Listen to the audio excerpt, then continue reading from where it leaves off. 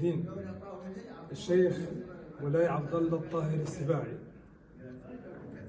نحمد الله إليكم ونشكره على زيارتكم لنا هنا في هذه الأرض، أرضكم ووطنكم الثاني موريتانيا، وبين إخوتكم وأبناء عمومتكم.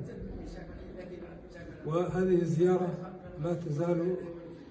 ما نزال نتذكرها جميعا، ونتذكر ما يجمعنا من بناء علاقات وأخوة حقيقية قائمة بين الإخوة، سواء هنا في موريتانيا أو هناك بالجزائر وغيرها من البلدان التي تتواجد بها أسرتنا هذه الكبيرة.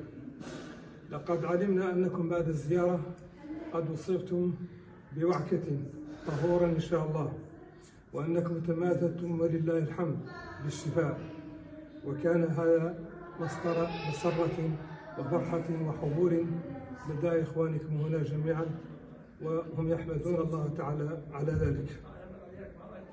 ونرجو الله تعالى أن يمن عليكم بالشفاء، شفاء لا يغادر سقما، وأن يمدكم بالقوة والصحة والعافية وطول العمر حتى تواصلوا رسالتكم الخالدة بنشر اللغة العربية والإسلام الحنيف في تلك الربوع من أوطاننا نحن المسلمين، ومن أوطاننا نحن أبناء باستباع.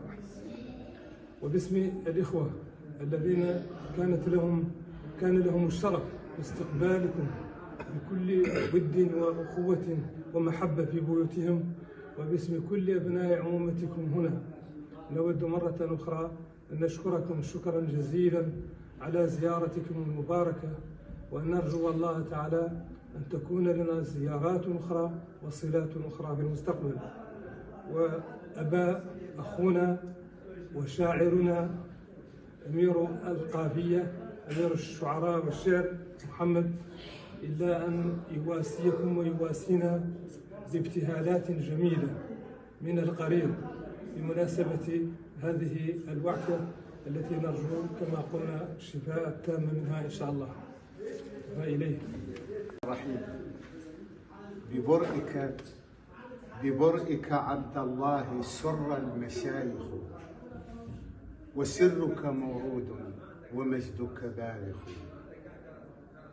ببرئك عبد الله سر المشايخ، وسرك مورود ومجدك بالغ. فرحنا به طرا وجاشت قلوبنا، وواذا طلوع السعد والليل راضخ. فرحنا به طرا وجاشت قلوبنا، وواذا طلوع السعد والليل راضخ.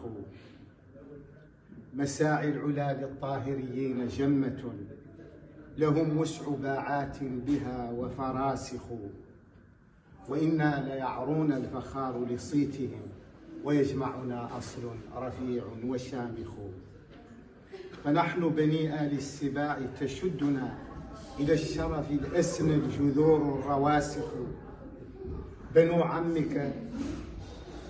عمك الأخيار صانوا عهودهم، كما صين من غر الصقور المفارخ. وصاغ لسان الحال عنهم تحية، تناغت بفحواها الربا والبرازخ. سلام على قطب الفضيلة والتقى، ومن هو في عمر المكارم شارخ. كما جمعنا الأخ الفاضل النعمان بالمرة الماضية، هو أيضا يبادر الليلة ليجمعنا لهذه الأمسية التي نحن نتفائل بها.